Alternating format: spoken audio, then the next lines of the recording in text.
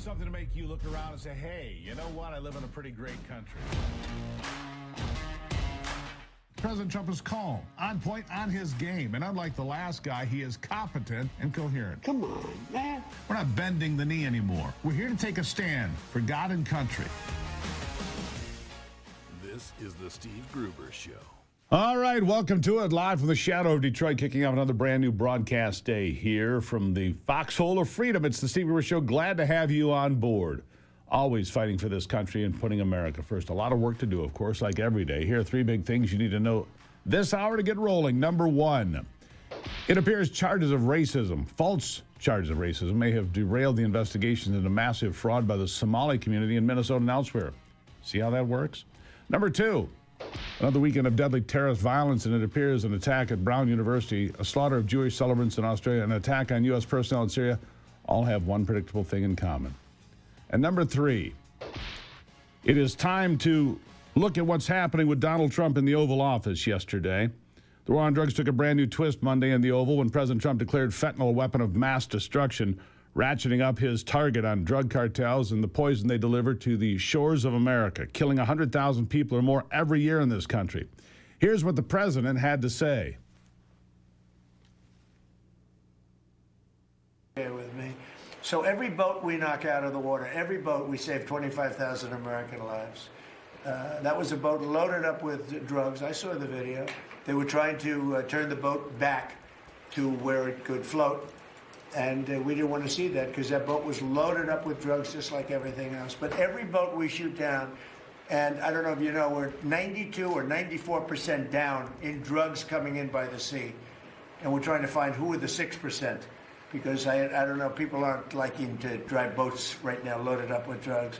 But every single, think of that, every single boat we shoot out, on average, we save 25,000 American lives. Do you feel okay about that, Cord? Keep us safe. Okay, I know my man. What about you? Are you okay with that? Keep them safe. Meanwhile, Democrats and the mainstream media are outraged, not over the fact that criminals are trying to reach the United States with boatloads of drugs that kill American citizens. No, they're outraged that the President of the United States is doing something about it. And I'm mad as hell. I'm sick of the twisted set of priorities. Why? Because across this nation, in my home state, in my friends' homes, people are dying as a result of these drugs by the hundreds of thousands. And the left wants you to cry for the drug dealers. By the way, these dead folks are real people. Sons, daughters, mothers, fathers. I'm going to focus on them today because theirs are the stories that matter to me the most. President Trump knows that. That's why he almost blew a fuse on this ABC reporter for not getting it. Listen. I can think of a lot more uglier things I'd call all these people who are so hung up on the videos and the rights of narco-terrorists while they don't blink an eye at the hundreds of people who die every day from fentanyl poisoning. Georgia Representative Hank Johnson is a lot more than just obnoxious. He's delusional and completely out of line, comparing the U.S. to Satan for keeping its people safe. Listen to this. Yeah, we are the world's #1 bully, and we're using our immense, unrivaled power to rule over those who have less power. And we're doing it with impunity. And this sends a shocking message to the world that America is indeed what did they used to call the great hand of Satan or something like that? I mean, America under the Trump regime is demonstrating that moniker was entirely accurate. The great Satan. That's Good what Lord. we have become in this country. Hank Johnson lives in a world where up is down, right is wrong, apparently. He's beyond delusional. He's worried about narco-terrorists who don't have as much power as the United States military. He's worried about the drug traffickers, not the victims, not the folks that are being buried every day. There are people alive right now, at this moment in America, that by the stroke of midnight will have died from fentanyl poisoning right now. Let that sink in. Let's take a look at just my own state, shall we? There were 2,287 reported opioid deaths in Michigan in 2023. a 250% increase from a decade earlier. More than 6 people in my home state die from an opioid overdose every single day. And of those deaths, 95% are from synthetic opioids like fentanyl. 95%. I can tell you right now, the family members of those who died sure as hell wish someone would have blown up the boats that brought those drugs over that killed their kids. They don't have any issues with blowing those dealers of death right out of the water. They just wish the leaders of our country would have done it a lot sooner, before they had to plan a funeral. Because it works. National data shows a 25% decline in overdose deaths from the year ending in March 2025 compared to last year. It turns out that attacking an epidemic at its source is pretty effective. Senator Tom Cotton says he's a big fan, and he's not ashamed to say it. Here he is. That are trying to kill American children. But are you comfortable having the United States target a boat in which you have not seen evidence that it's actually heading to the United States, that it's an imminent threat? Any boat loaded with drugs that is crewed by associates and members of foreign terrorist organizations that are trying to kill American kids, I think is a valid target. I'm not just comfortable with it, I want to continue it. That is exactly how I feel, along with millions of others. It's how the victims' family members feel. Let me tell you about Caleb and Kyler Kissling, brothers who were 18 and 20 years old in 2020 in Rochester Hills, Michigan, right outside of Detroit. They, along with 17-year-old Sophia Harris, thought they were being given some Percocet, oxycodone pills. They thought they were just going to have a good time. It was going to be a cool night. One of the boys had written just a few months earlier that he would never mess with anything like heroin or something more dangerous because he had seen it rip apart the life of his birth mother. Fentanyl is a synthetic opioid that's 50 times more potent than heroin. And that tragic day in 2020, those fake Percocet pills contained fentanyl. It claimed the lives of those boys and that 17-year-old girl. All 3 died. Guess who survived? The drug dealer who sold it to them. He took some of the same pills, but he had access to Narcan. He's serving time for his crimes. Time those boys and that young lady will never have. Those boys' mother, their adoptive mother, has testified in front of the House on behalf of her kids, and she hits the nail right on the head, right here. I'm from Rochester Hills, Michigan. We were, in Money Magazine, ranked in top 10 cities live in America a few years ago. Our school is top 5 in Michigan. But this all started at the schools. And the law enforcement are doing all they can, but they usually don't have leads. You have to stop it from its source. Now, if we had Chinese troops lining up along our southern border with weapons aimed at our people, with weapons of mass destruction aimed at our cities, you damn well know you would do something about it. We have a weather balloon from China going across our country. Nobody died, and everybody's freaking out about it. But 100,000 die every year, and nothing's being done. Not enough is being done. Thank God we're doing more now, but I know Rebecca wishes it didn't take the death of hundreds of thousands of boys, including her own, to make the change. I'll dig deeper after the break. Good morning. It's the Steve Gruber Show.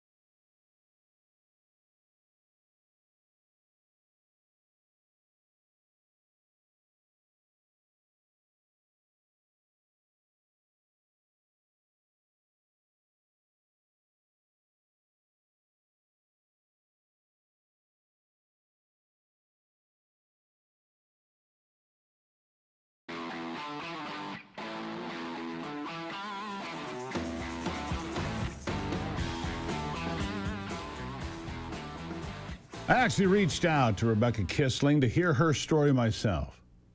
She replied saying this: they were casualties of a war no one wanted to acknowledge until now. China and the cartels are trying to kill us off so they can own everything we've got. 80% of their fake pills have a lethal dose of fentanyl. People don't understand and ask, why would they want to kill their customers? Because it's a war, people. It's a war. I'm glad to see this Trump administration is doing something about it, defending our nation, our borders, and our children, she said, and saving lives.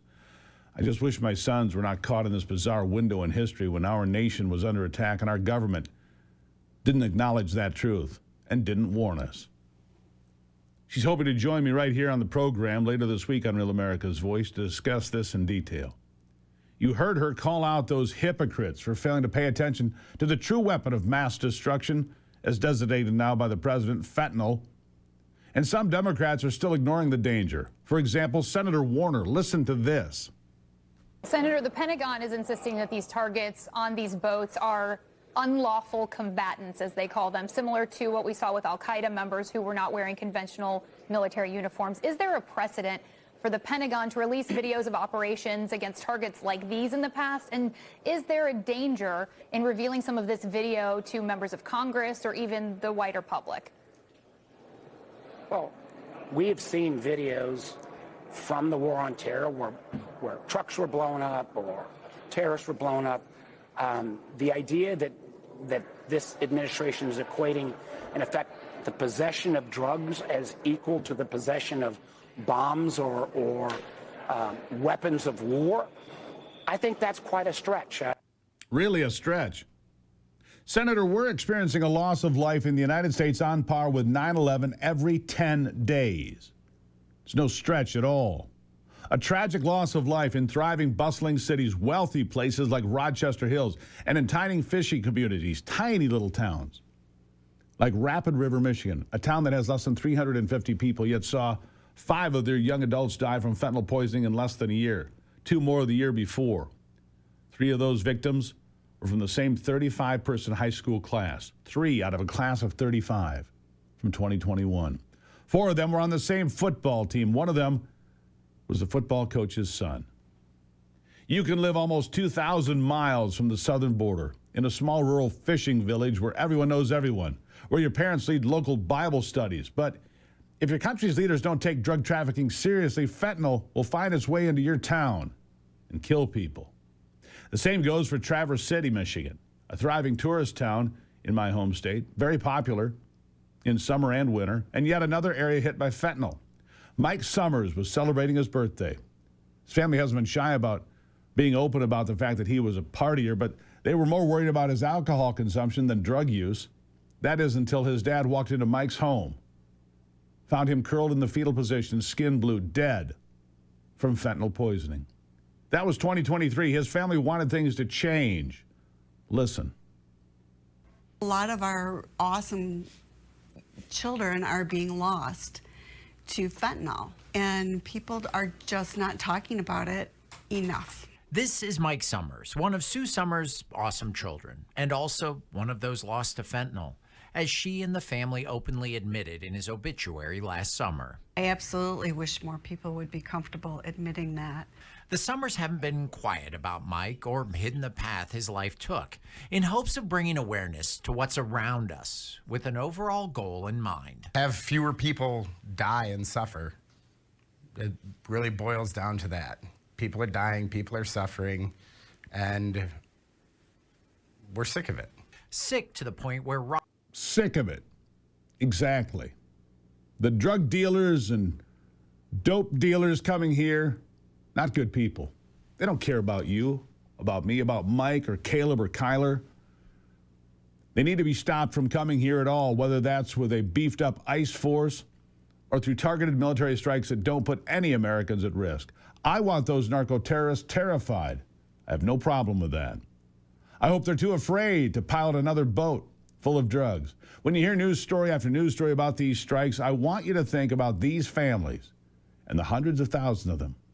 Think of the Summers family, the Kissling family, of the town of Rapid River. I'm sure you know people yourself who've been affected by this. It's what the Democrats and mainstream media need to think about, the families. the death. And that's why yesterday in the Oval Office, Donald Trump declared fentanyl a weapon of mass destruction. Here he is. That's why today I'm taking one more step to protect Americans from the scourge of deadly fentanyl flooding into our country. With this historic executive order I will sign today, we're formally classifying fentanyl as a weapon of mass destruction, which is what it is. No bomb does what this is doing. 200 to 300,000 people die every year that we know of. So we're formally classifying fentanyl as a weapon of mass destruction. I applaud an administration willing to step up and put America first. You should applaud that as well. What if the medicine that helped save millions during the pandemic was being made mostly in China, too? It's true. About 58% of the world's ivermectin supply comes from China and 75% from Asia overall, but not the wellness companies, no. Introducing American-made ivermectin, safe, trusted, and produced right here in the U.S. Ivermectin has been prescribed globally for more than 3 decades and earned the Nobel Prize in Medicine for its proven ability to eliminate parasites and support overall health. New research also points to potential benefits for skin, immune systems, and cancer support. Most pharmacies charge $5 a tablet, but the wellness company is offering a higher 18-milligram dose for just over $3 each. You'll get a 6-month supply designed for 4 21-day cleanse cycles, all at an unbeatable price. Support American medicine, not China's supply chain. Get your U.S.-made ivermectin right now. TWC.health/Gruber. If you use the code Gruber, you're going to save $30 and get free shipping. TWC.health/Gruber. Promo code Gruber, save $30 right now and get free shipping. The gift of health. Oh, there's nothing better. I'll take a break and be right back.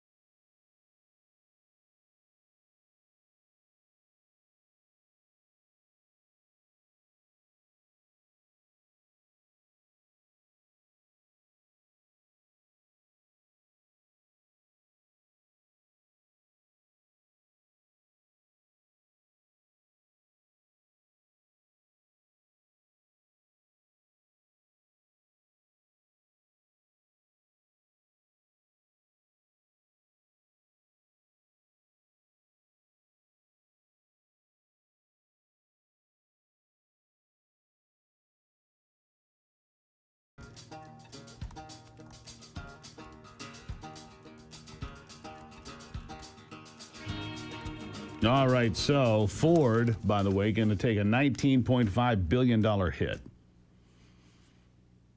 Yep.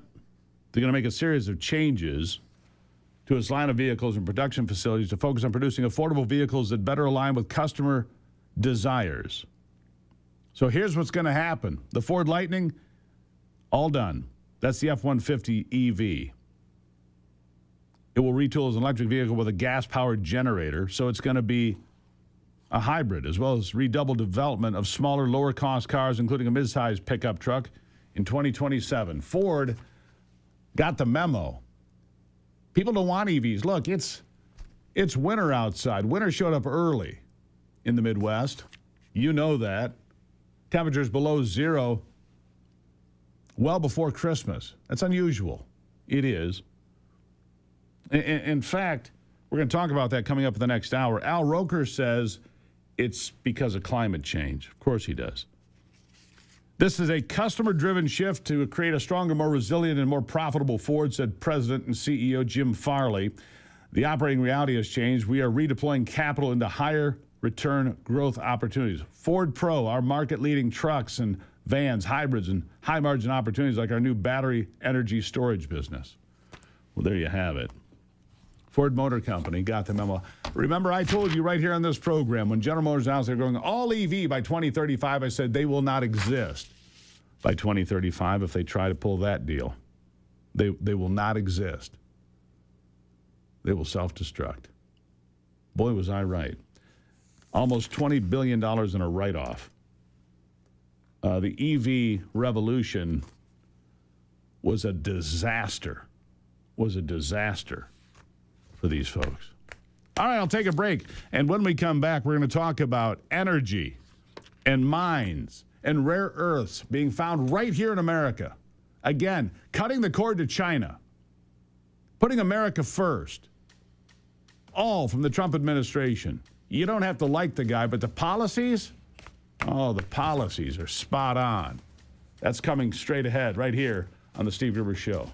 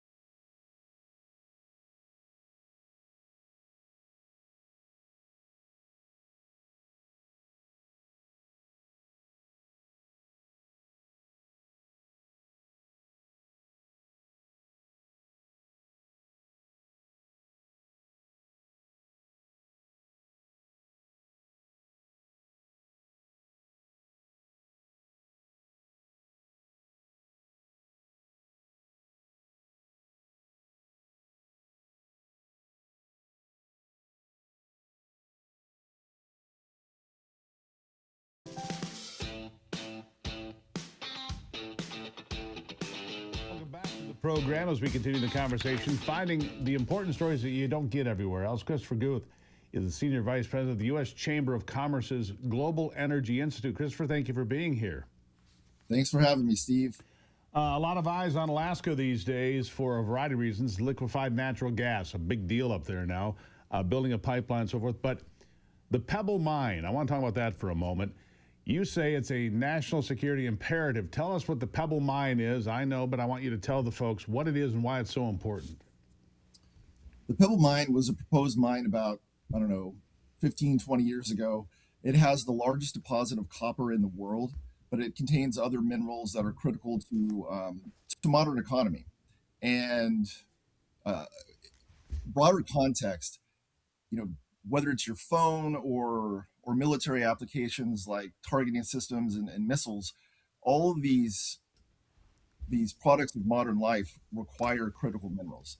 And as it stands right now, we're roughly 85% dependent on China for those minerals, and perhaps even more concerning, 90% dependent upon China for the processing and refining of those minerals to turn them into the widgets that we actually put into the products. How did we ever let that happen, Christopher? I've heard that figure before. 90% of the refining goes on in China.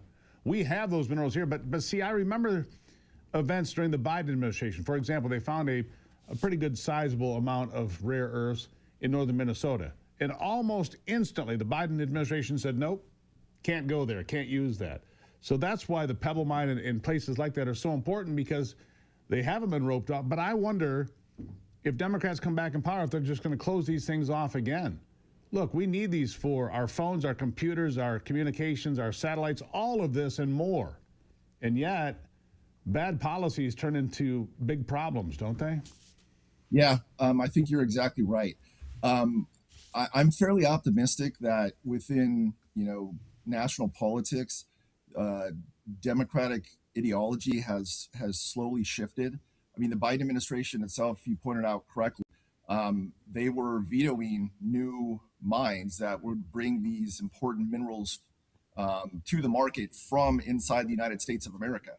But by the same token, their Department of Energy and Department of Defense were issuing grants to develop these mines. So it was a little bit of schizophrenia. And at the very end, they finally approved their first one. So I think there was a little bit of an arc in the understanding that this is a national security imperative. We need to diversify away from China, starting with the minerals we have at home. And the Pebble Mine is a great example. I mean, it takes over 30 years to permit a mine in this country. And President Trump has been very committed to shortening that down to sometimes less than a year. I mean, that's going to get tested in court, but there is a realization that we can't continue to be dependent upon China, because what happens if there is a diplomatic or militaristic confrontation and they just cut off that supply? Well, we saw it happen. We saw this happen during COVID when critical materials were turned around in the middle of the ocean and sent back to China, not delivered to the United States, right? We saw this. We've had it happen in real time. It's not even like it's a guess. If they need to keep all that stuff on their side of the ocean, they're going to do it. And specifically in this area, too. When they were in the middle of the sort of trade spat, they cut off exports of 3 critical minerals that the Pentagon almost exclusively relies on. So they were flexing and showing that you're so dependent upon us, we can really put a dent in your military readiness overnight. All right, so let me ask you this. This is important. All right, so you get the permitting process done. It's not 30 years, it's 12 to 15 months. This is something that has happened under the Trump administration. It's incredibly important. Get rid of all these barriers and all these studies and all these different things that impede the progress of the United States moving forward. All right, so you get it permitted. How long until production? And then, again, back to the critical part of refining. How is that going to happen? Well, I think if the mine gets permitted, there would be a very serious look at investing in on-site processing. I can't speak for Pebble of what their potential business decisions are, but it would make a lot of sense given the remoteness of the mine. But we can't really skip over the permitting part, because this is a very unique situation. When the project was first being scoped, the Obama administration vetoed it before the permit was even applied for. I mean, that's just a horrible precedent for the business community and our ability to make investments in these large projects that our economy needs. If because of a political carrot to their base, you can just prevent the permit from ever being considered under the regular process. And unfortunately, the Biden administration carried that through. And so we're at this point now where we're trying to get the courts to rule that illegal, and simultaneously the Trump administration to revoke that veto. These are all very critical issues. I want to go back to copper, though. You said because copper, we need tremendous amounts of copper. People don't realize copper prices are up. So if it's the largest copper deposit or potential copper mine in the world, that's important. Where I live in Michigan, we've got a lot of copper, but those mines have been closed for years. We've got a nickel mine here, but there's only 1 or 2 of those in the United States. I mean, all of these different things, you know, you don't think about nickel and copper as being a big deal. It is, isn't it? Yeah, I mean, copper is like the veins and arteries of our economy. I mean, whether it's bringing electricity, reliable electricity to our houses, or the circuitry that goes into everything from, you know, aircraft to automobiles. It may not be as sexy as diamonds or gold, but it's a lot more important to our economy. It certainly is. So how do we get this going? How do we make this happen? How do we make sure that we get these things through the refining process and make sure that we don't have to sit here and say, look, if we have a conflict in the South Pacific with China or wherever, because look, China has conflicts with every one of its neighbors, territorial conflict with Russia, with Korea, with every country they touch. They think that they own more territory than they do, right? But this is just an absolute fact. And so at some point, we will have a conflict with China.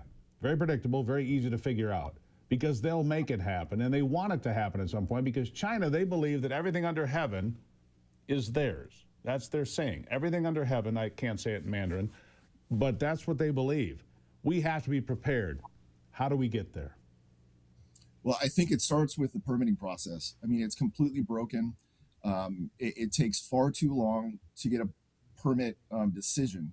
And right now, I'm very optimistic that because this permitting process is kind of a pox on everyone's house, the Democrats are in favor of permitting reform because they want to see their favorite projects like wind and solar and hydro built out, and Republicans are for it because their favorite projects, they want to see those built out. But it goes broader than that. It goes into things like, you know, roads and bridges and airports and things that people don't really think about all the time, but things like rural broadband, you know, the lifeline that, you know, millions of Americans need because they live far away from metropolitan areas, and many of those towers have to go through the federal permitting process.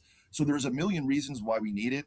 There's a growing bipartisan realization that it's broken and it needs to get fixed. And you know, we have an important bill on the floor today, and another one next week in the U.S. House. Sure. There's momentum building here, and we need Americans to hold their representatives accountable and make them encourage them to reform. Do the job, protect this nation. Christopher Guth, I got to leave it there for today, but you come back anytime, give us an update. This is important stuff. People don't always think about it, but it's there for us. Christopher, thank you so much. Thank you, Steve. Merry Christmas. Merry Christmas. I'll take a break. I'll be right back. It is The Steve Gruber Show.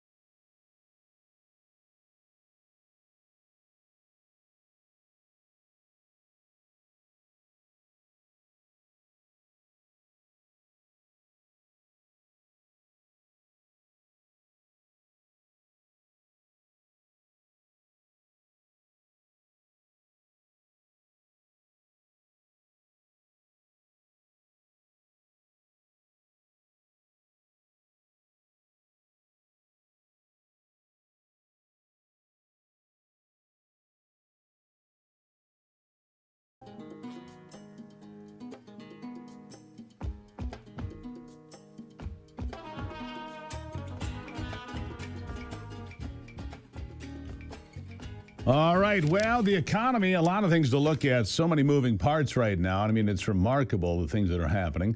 And join me to sort it out, Terry Sawchuk, the founder of Sawchuk Wealth, is here. Terry, good morning. Glad to have you here. A lot going on.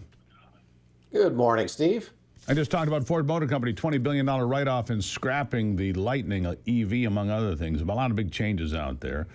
Fed rate cuts. So weird.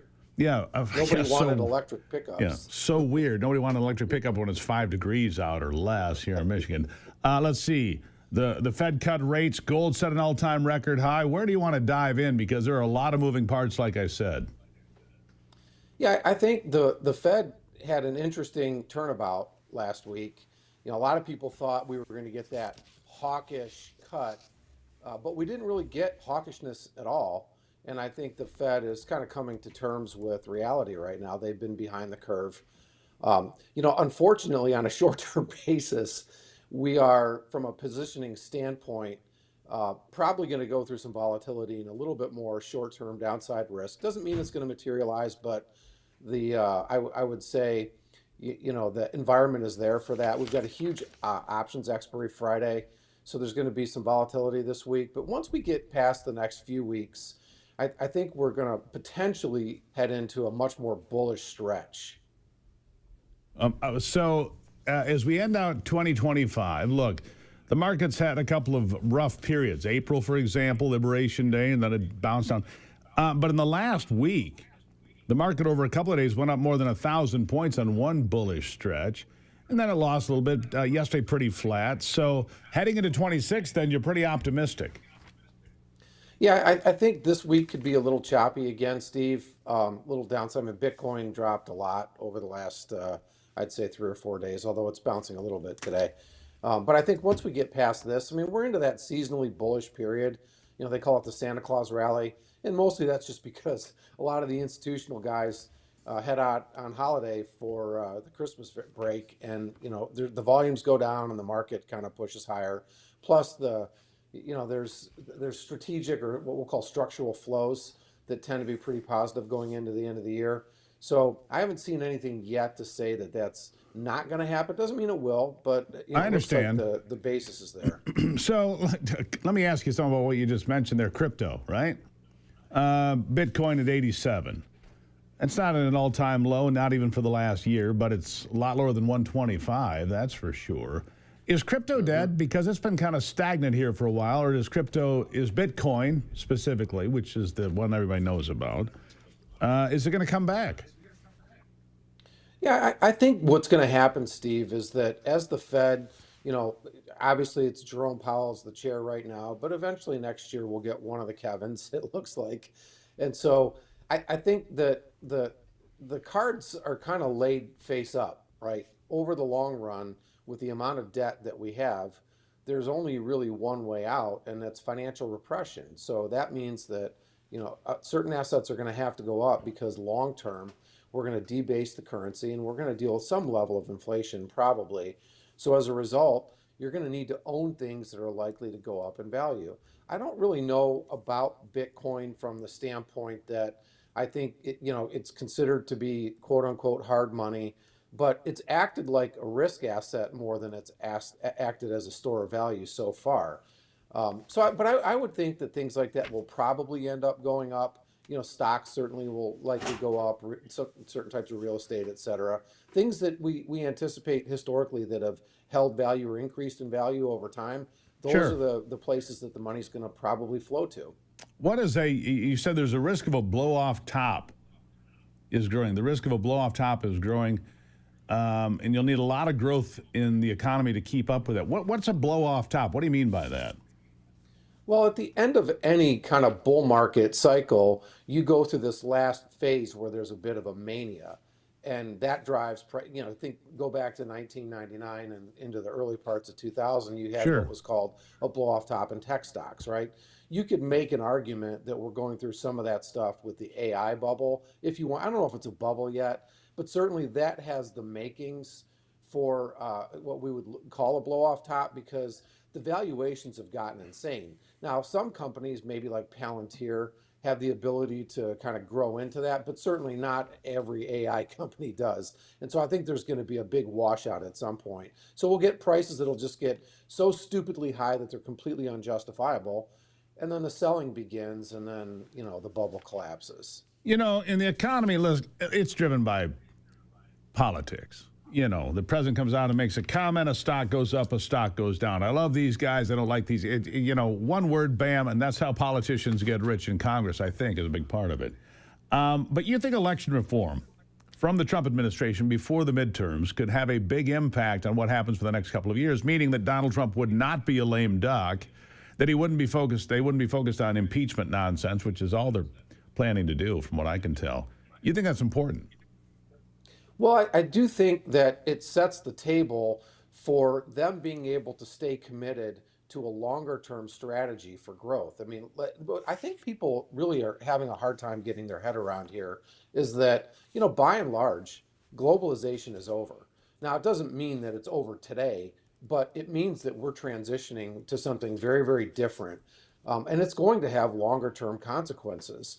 So, to the extent that Trump can stick to his plan and that maybe somebody like J.D. Vance after Trump can continue that work, that gives us a 6-year runway to get all this manufacturing back. And I think, to be honest with you, Steve, that's the rhinos and the Democrats' worst nightmare, because I think they're coming to terms with the fact that it's probably going to work.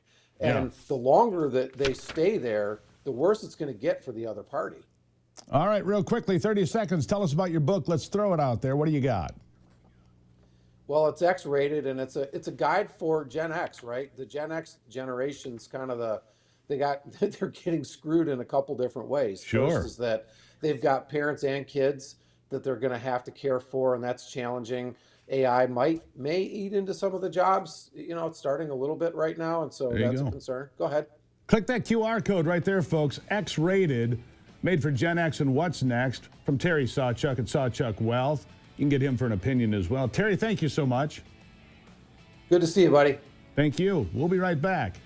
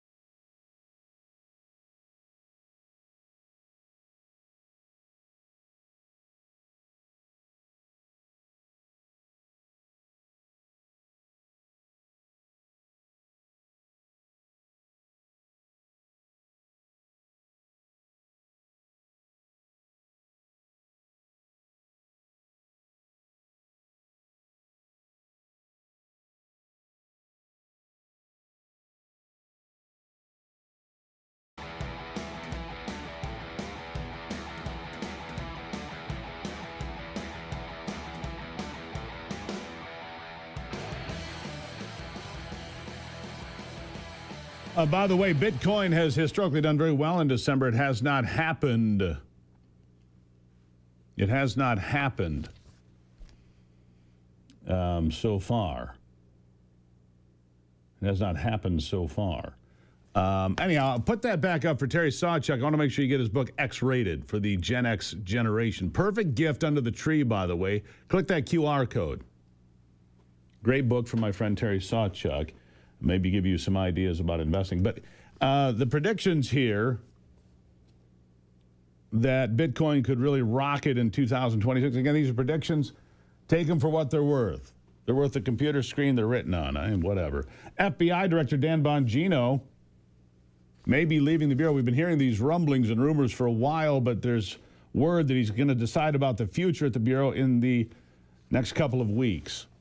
Will Dan Bongino be there in 2026? Is he going to go back to printing money at his podcast? With this experience, he's going to command bigger money. He might just run and take the cash, potentially, Dan Bongino. We'll see, you know. Big bust in Los Angeles stopping a group of the Turtle Island something or other. Good Lord. The Turtle Island Liberation Front arrested by the FBI with bomb-making materials. They were targeting Los Angeles for a New Year's Eve attack. Another big disruption by the FBI. Goes along with the one that happened for the October planned attack by Islamic terrorists. These are far-left anti-capitalist radicals. The one in Ferndale, Michigan was being planned by Islamic terrorists. Every day, there are threats to be concerned with. Hey, speaking of Christmas under the tree, how about some good old merch from me? Gruber merch. You want it. You need it. Your family's going to look great. Coffee cups, great shirts that are wicking, hoodies, they're all there. Great Gruber merch. You're going to love this stuff, all right? The Steve Gruber Show merch. There it is. Click that QR code next to that good-looking fella in the gray suit, and you will be on your way to the best Christmas ever. Ever. All right. Coming up after the break, we're going to have a look at the Boy Scouts. They're having a lot of trouble. We're going to talk about that. And the new organization, Trail Life USA, and more coming up here on the Steve Gruber Show. You want to hear about it, I'll be back.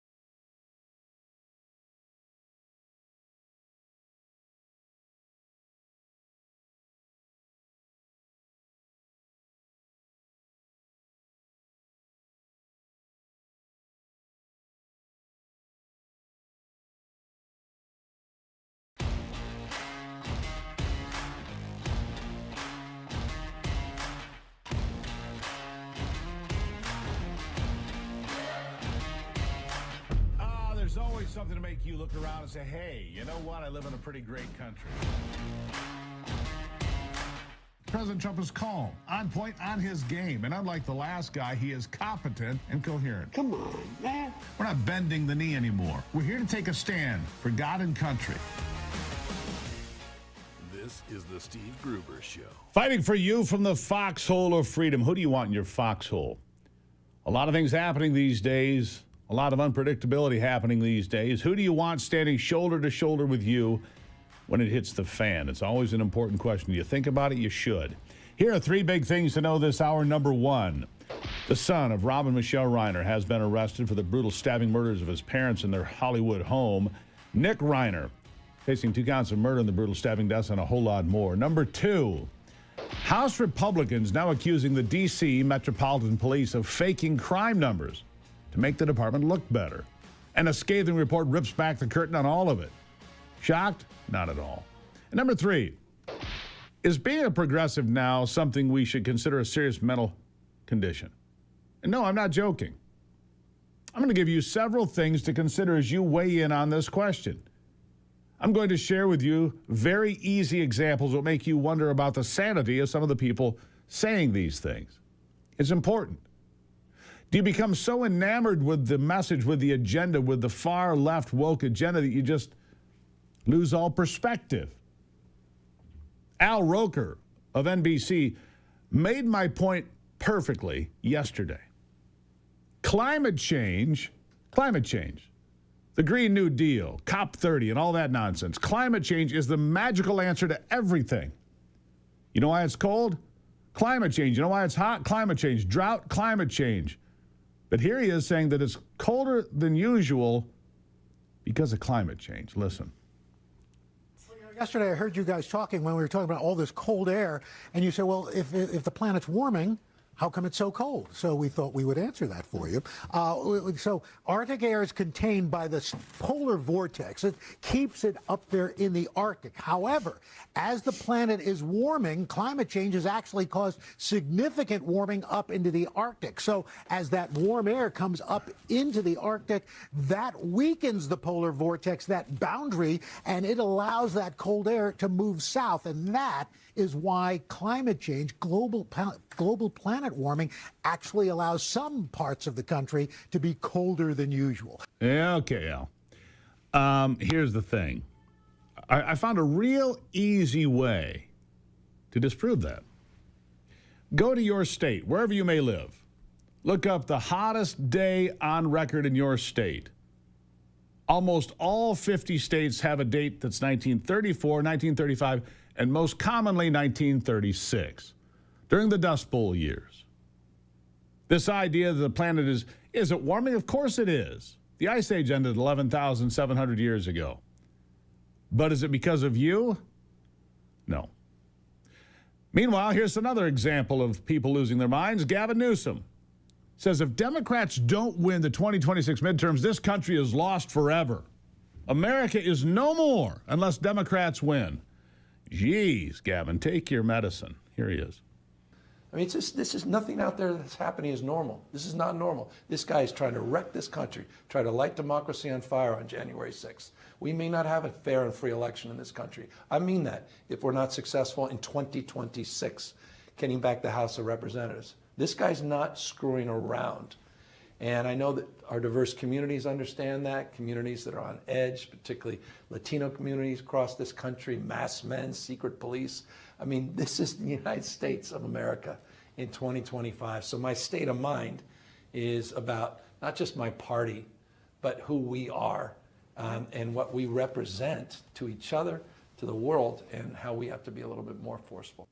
Oh, good Lord. More forceful, more socialism, because we just all want to be like California with drug zombies in the streets and fecal matter on the sidewalks and the homeless population, the biggest in the country, and so on and so forth. Yeah, Gavin, you know what? I'm going to pass. Here's another example.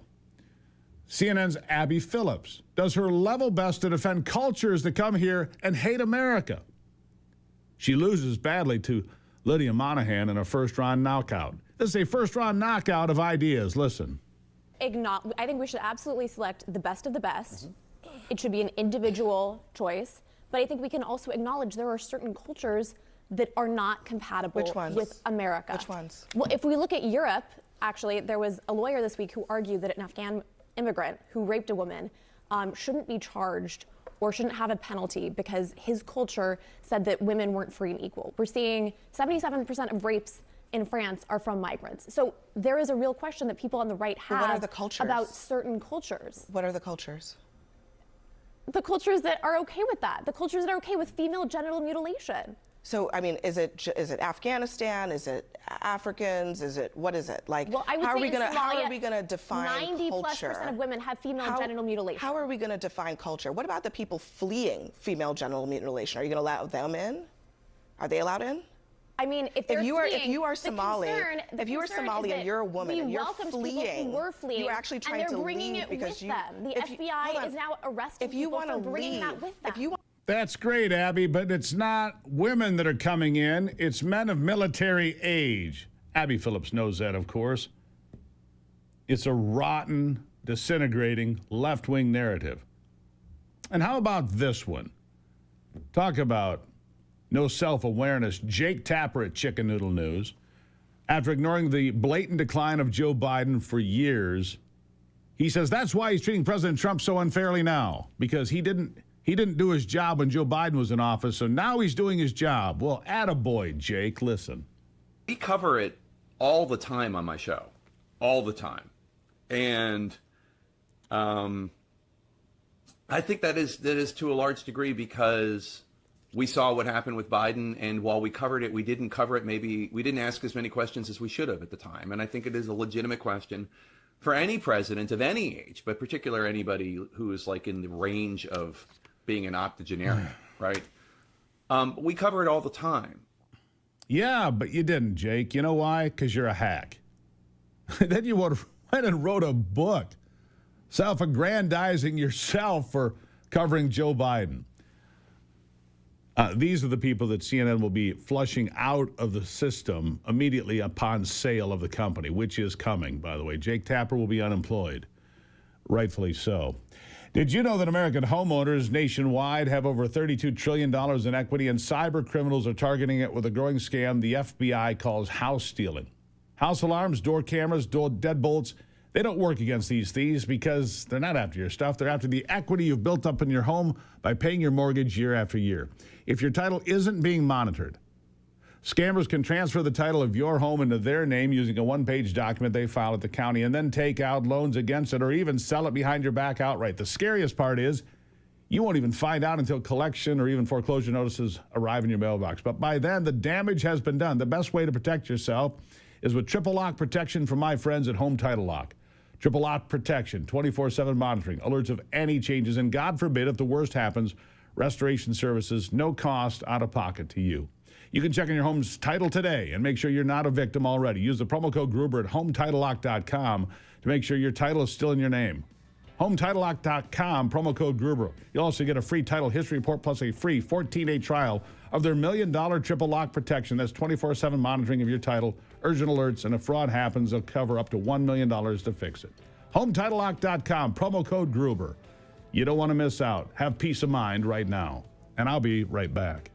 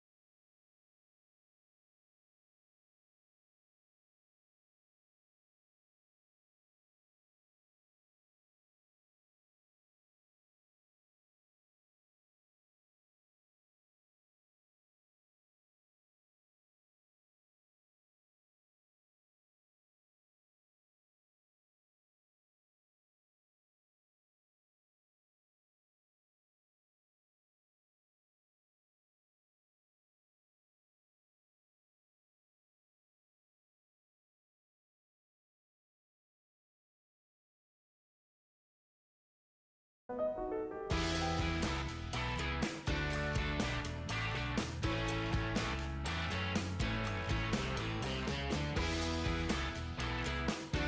right, diving back into it, my next guest has been here a number of times before. He's going to be out at AmFest in Phoenix, or is it Scottsdale, but right there, Phoenix, Arizona, to promote his outdoor organization for young men, Trail Life USA. He's the CEO, Mark Hancock, back with me. Mark, nice to see you today.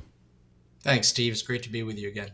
Trail Life USA is the largest Christ-centered, boy-focused scout-type organization in the nation. Give the folks the background so they know what you are and how big you are getting.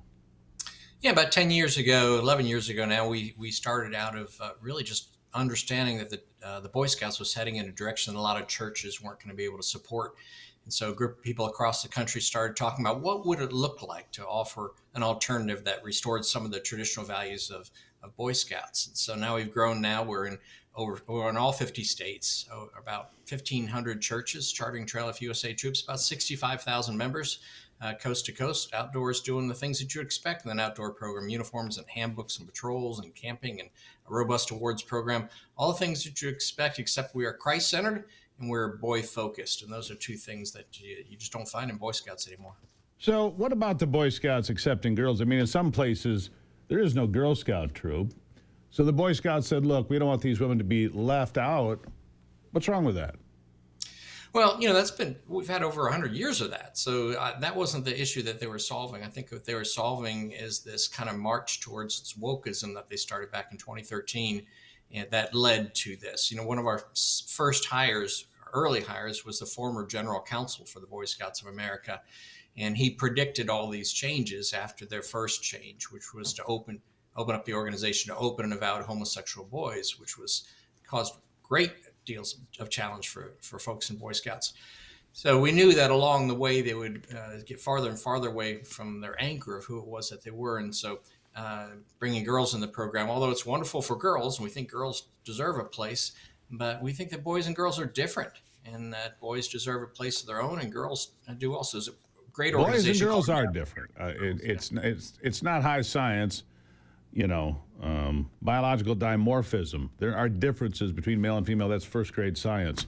All right, so the United States Defense or Secretary of War, whichever you'd like to refer to him, Pete Hegseth, reportedly planning for the United States military to end its long relationship with Scouting America, formerly known as the Boy Scouts. They renamed the operation here fairly recently. So if the military steps away from the Boy Scouts, are you hoping for a relationship?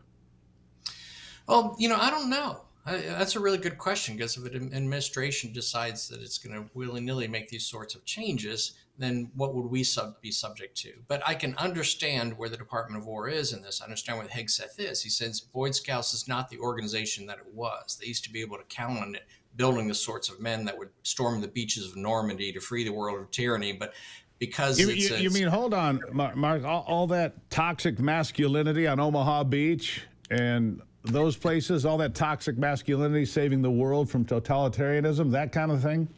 Yeah, that kind of thing. And I think they just realized that Boy Scouts, that's not who Boy Scouts is anymore. Now they're, co-ed organization, and it has changed over the years, and it isn't what it was. So I can see them looking at it saying, yeah, that's not producing what we have seen in the past. And so we need to change that. But your question is a legitimate one. We have a lot of our members who say, "Hey, why don't we step into that space?" And certainly that's a discussion we would love to have. But who knows what perils that leaves when we begin to associate ourselves too tightly politically.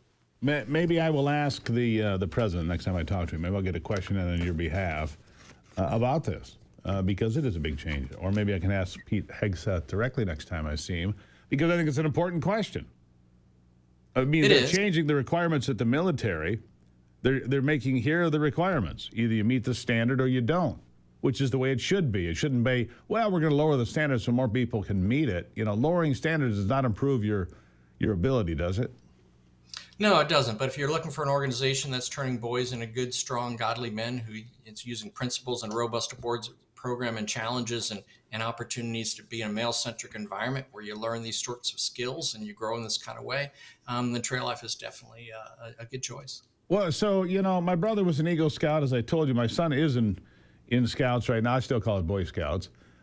He started a number of years ago, and he's working on an Eagle Scout path.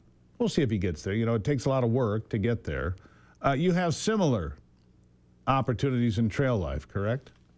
We do. The Freedom Award is our highest award. It's a little more difficult to get than an Eagle. My son earned his Eagle, I believe he was 13 years old. You are not going to get your Freedom Award until you're 17 or 18 years old. It just there's just more involved there. And of course, it has faith elements and other character elements that you won't find in the Boy Scouts Award. Yeah. Okay, so people want to find out more about what you're doing at Trail Life. Maybe open a chapter. You say a lot of them come through churches, from what I'm understanding, right? How would people really explore and find out more? Yeah, well, Trail Life USA, traillifeusa.com, 2 L's in the middle. And there's a tab there to get connected, show you how to find a troop. You put in your zip code and find a troop that's nearby, or if there isn't one, then you can start one. TrailLifeUSA.com. TrailLifeUSA.com. You can find out more. A Christ-centered, boy-focused, scout-type organization. So you do these big overnight backpacking trips and go cool places, right?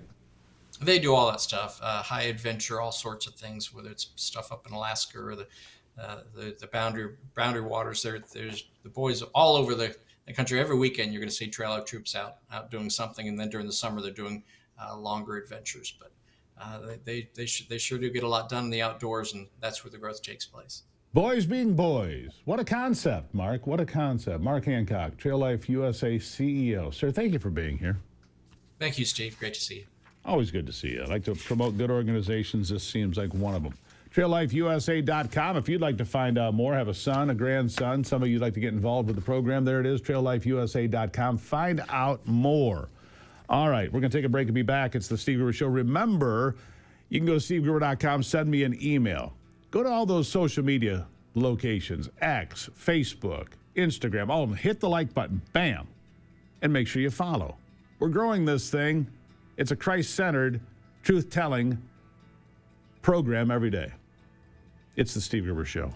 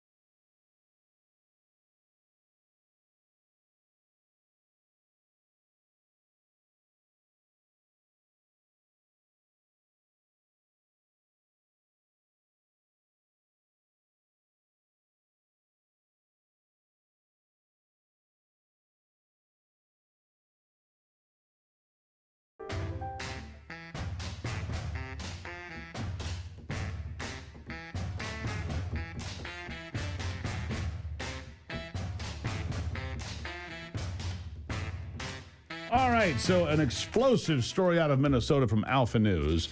They do great work over there. Michigan News Source is your place in Michigan, my company. In Minnesota, Alpha News. Always doing great work. Congressman Ilhan Omar continues to face mounting scrutiny. What they're claiming is she changed her birth year on an application to become a citizen. Omar claims she became a citizen at the age of 17. However, based on public records, the investigation said it's pretty clear that Representative Omar was actually 18 in the year 2000, meaning she was not qualified to come in as a citizen under her father, who, by the way, they've been unable to prove that he was a citizen either, a naturalized citizen.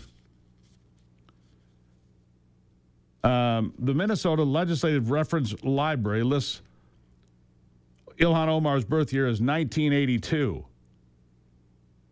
Okay? But previously, it was a discrepancy. Previously, it said 1981. Right? That was the previous. Ilhan's October 4, 1981 date of birth clearly corroborates that she was not 17 in 2000, but rather 18, turning 19, fully 2 years beyond what would be allowed for naturalization through her father. She married her brother to get him in. That's pretty well documented. And now this is a massive report. Omar stated in numerous interviews she became a citizen in the year 2000, age 17. She told the Associated Press she cannot get birth certificates because the infrastructure in Somalia collapsed during a civil war that displaced over 2 million Somalis. So, gosh, I was 17, but I have no proof of that, even though I previously listed my birth date as 1982, not 1981. And Minnesota's Secretary of State does not verify citizenship for its candidates. Of course they don't. And the guy holding her feet to the fire is a guy by the name of A.J. Kern. And he said, it's interesting, Omar has never disputed anything that I've publicly shared or questioned. Never. She's never addressed it. It's because he's got her right here. Alpha News. It's a long report. You'd like to read it. I'll be back after this.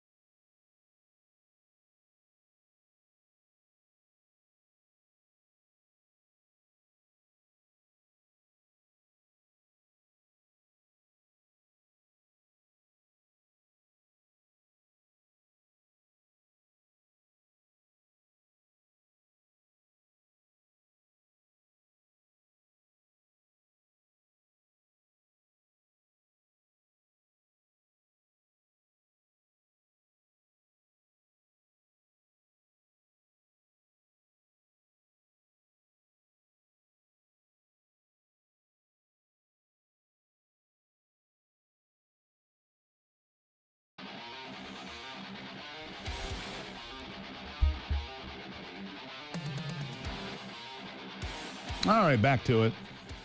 My next guest has been a very busy young man. Julian Hegman is the Chief Operating Officer for Caring Professionals. He recently testified before the New York State Senate Joint Committee of the Senate Standing Committee on Health and the Senate Standing Committee on Investigations and Government Operations on concerns regarding the mandate for a single fiscal intermediary and its impact on the Consumer Digital Personal Assistance Program.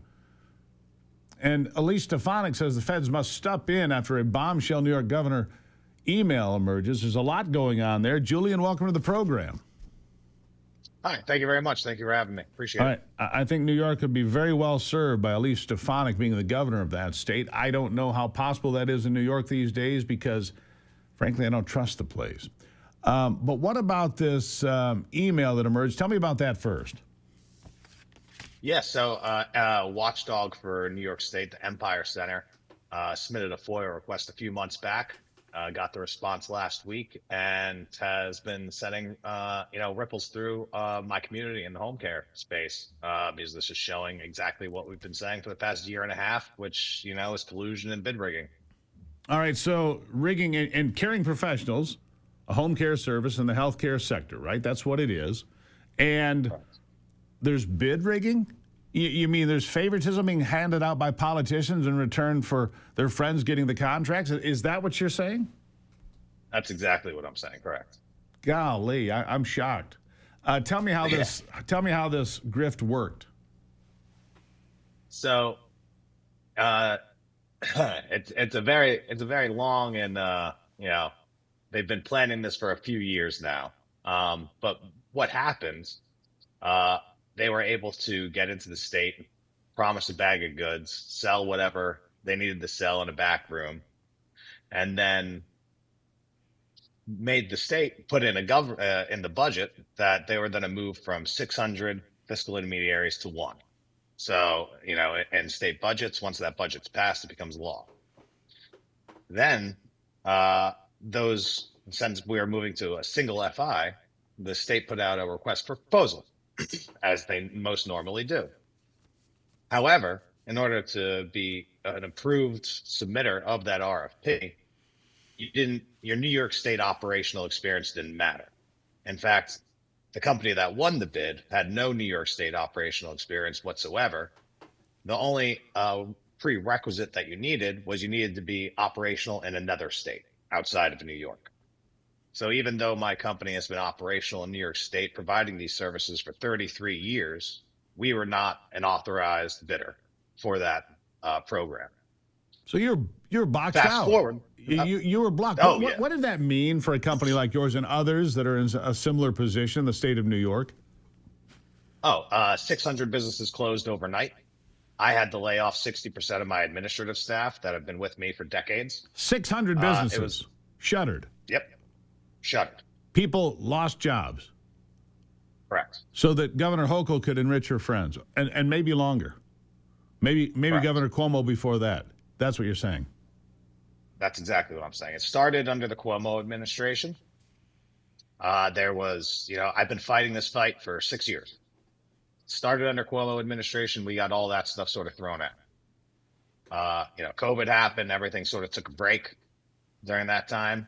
And then coming right out of the, that stage in life, Hochul picked up right where Cuomo left off and, ran full bore with this thing. Remarkable. So how do you recover from that? A 60% drop in your employees, a major, blow to your company. I mean, the companies that are gone, they're not coming back. This is financially devastating for employees, for these companies, for families. And what about the services that are lost? What about that? Well, it's really devastating for the communities because, if you want to look at the employees and the administrative offices that were lost, right, it all goes and affects the end consumer receiving these services. Home and community-based services. That's where I live. HCBS as an acronym. We prided ourselves in having local offices and all throughout these different communities, servicing, whatever community we were in, whether it's a Spanish speaking community, whether it's an Orthodox community, whether it's a Catholic community, you name it, it doesn't matter. But we ensured that we had a local presence in that office with people that they knew, speaking their language, knew their dialects, right? So that way they felt comfortable on the care that they were getting received. Now that has all been ripped apart. So, the state is always trying to prevent hospitalizations and ensure continuity of care and all these things, right? You hear that from the federal government all the time. I'm sure everybody hears that from their state legislature. What they did here was they just ripped the first line of defense of that out from all of these people. Now, these individuals need to call this new company that won, Public Partnerships LLC, who does everything out of a call center. They don't have any local presences. They don't understand, the differences that which people have in terms of community, dialect, religion, creed, anything along those lines. They forcibly reduced the personal assistance pay rate across the board throughout the state, and they mandated benefits, which they didn't even offer people to elect into. They forcibly enrolled them into these benefits. And if they were already enrolled into another health plan through their spouse or some other means, they got disenrolled from that health plan. So it created an absolute chaos. Any chance it can be fixed? And how can it be fixed? I think that it can be fixed. That's part of what I'm trying to do here. I'm trying to bring light onto how this transpired, how they got the bid. Because, like I've said, I've been saying for a year and a half, I've been so involved in this. I knew that there was a backroom deal going on. If you reverse the clock back to last March, I knew it. I was in Albany. I was in the Capitol. I was talking to people. I got a protest of, nearly 1,000 people over a weekend to Albany to, protest that, there shouldn't be a single FI, no backroom deals. We have House Assembly members in New York State, both Democrat and Republican, posting on Twitter. I bet you $500 million that, Public Partnerships LLC wins the bid. And this was before the budget came out. This was before there was a mandate for a single FI. Unbelievable. All right, well, we hope that you can get this corrected because it seems that it's off the tracks. Real people have been hurt. Care has been impacted. Jobs have been impacted, and families have been impacted. Bad policy. It just seems like a dirty policy to me, to be honest with you. It does. Julian, we wish you the best. Come back with an update when you find out more, but that just seems like a lot of dirty pool enriching friends and family of those in power. It's a story we hear all the time, but thank you for sharing yours. Thank you. Appreciate it.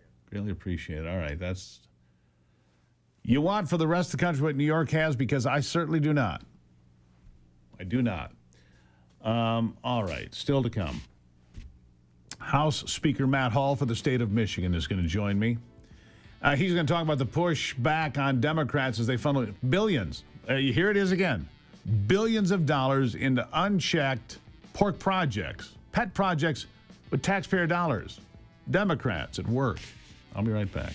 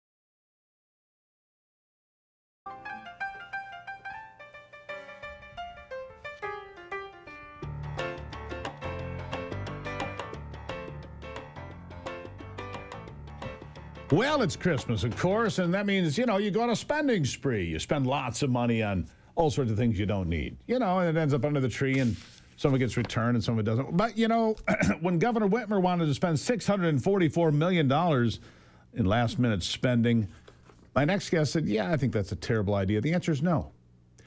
Speaker of the Michigan House, Matt Hall, with me now. Matt, good morning. Hey, good morning. Put it on the credit card. We'll worry about it later. Put it on the credit. And you said $644 million pork barrel spending. Look, we're already in a place, Matt. You and I have talked about this a number of times. $81 million we spend here. The state of Georgia, very similar size, spends about $30 billion less than their state government. North Carolina is 500,000 people larger. They spend $19 billion less than we do in Michigan. We're already spending at a rate that's excessive compared to states our size, and they want to pad that. They want to put more in that bucket of money just to throw around for God only knows what. Yeah, you're right. I mean, we cut $800 million of waste, fraud, and abuse in this last state budget, and we forced Governor Whitmer to sign a budget that's smaller than last year. That was a huge achievement. But then she tried to slip by us this $640 million of extra spending. We started looking through it, and we saw a lot of waste, fraud, and abuse on there. So what the Republicans did is we used a law from 1984, and I told the Democrats, this is my favorite Michigan law. It's in the Budget Act, and what it allows is one chamber to unilaterally block the attempt by a governor to put money that's not spent at the end of the year into a slush fund. So that's what our House Appropriations Committee did, led by Ann Bolin. Came in, looked through their list, and rejected $644 million of waste, fraud, and abuse, and said, you're not going to put this in your slush fund so you can hold on to it for years. Instead, what we're going to do is we're going to force this back to the general fund, and then you're going to have to negotiate with us a deal if you want to spend money so that the legislature, the Republican House, has some say in how this money is spent. It's Christmas, Matt, and I don't want to hurt your feelings, but I have to read this. It comes from Phil Skaggs of Grand Rapids, a Democrat. He claimed on X that Speaker Matt Hall was the Grinch and stole Christmas. Republicans have acted unilaterally to steal Christmas from all the Michiganders down in Michiganville because their hearts are 2 sizes too small. Wow. Yeah. Well, this is the same guy who was mocking us when we found 2,000 ghost employees in state government, and we slashed those. These were fake workers that Governor Whitmer was using to pad departments to spend more money. So wait a second. Fake workers, were checks going out to these fake workers? No, what was happening was they were asking for the workers, 2,000 of them, and then they never attempted to hire them. They just spend the money on something else. Yeah, exactly. So they present it to us like they're 2,000 jobs they're trying to hire. They never try to hire them. They just spend the money on other stuff. So we eliminated those. All kinds of wasteful grant programs, but in this case... Matt, let's say it's 2,000 employees, and let's say they make an average salary of $80,000. I'm just going to guess, right? That's $160 million, Matt, on employees that don't exist. I mean, it's my calculator says so real quick. I mean, that's an abuse of power, isn't it? It was, and the number we found was around 200 million. So you're very close. For the 2,000 ghost workers. So that's the kind of schemes they pull. But I'll just tell you about this pork we got rid of. All right. This is their slush fund, and the money was to go to many left-wing causes. So they had about $1.2 million for tampons in the boys' bathrooms. What are we in Minnesota? Go on. Yeah. And the governor, couldn't spend all this money in the year, which I get. That's a lot of tampons. So we splashed that. This was the, for the Office of Global Michigan, which is where the illegal alien welfare program, the rental subsidies, we slashed that. Jocelyn Benson was trying to squirrel away money to buy foreign election machines and Soros-backed technologies. We slashed that. We blocked that. And this was also where a lot of the DEI money was. We saw a number of DEI programs, diversity festivals. We cut that, waste, fraud, and abuse. We saw in here a lot of the EV and electrification efforts. The governor's office of electrification cut her efforts to put EV chargers all along the Lake Michigan lakeshore cut, and all of this pot of money to match these Biden era climate programs like the Inflation Reduction Act. We slashed that. And hundreds of millions of dollars of waste, fraud, and abuse gone overnight because of your House Republicans. I got to be honest, Matt, and I talk to Republicans here on the program. Democrats are invited every day. They don't come. And I've always been fair, right? Governor Whitmer used to come here. I've always been fair. They just don't show up anymore. They don't like the questions. You've been the most effective Speaker of the House in my memory here in Michigan, and that's saying something. You've done a lot. You've done a lot to protect the taxpayer. And we appreciate it. Matt, I'll real quickly give you the last word. Well, thanks. Now that this has been like an explosion in Lansing. I mean, the lobbyists are mad. The Democrats are mad. Even a few of the Republican budget traders, the people that cut deals with the Democrats, and their pork's gone. But I want you to know, the Republicans, I understand the voters didn't think the Republicans fought hard enough in the past. That's changed. We're inspired by Donald. For sure. I got to leave it there, Matt. But you're right. Republicans are fighting. You trimmed a couple $3 billion off the annual budget. Could have done more, but give you the state Senate. Maybe the Republicans' mansion. Things will change. Matt Hall, thank you as always. Thank you, Steve. I'll be right back after this.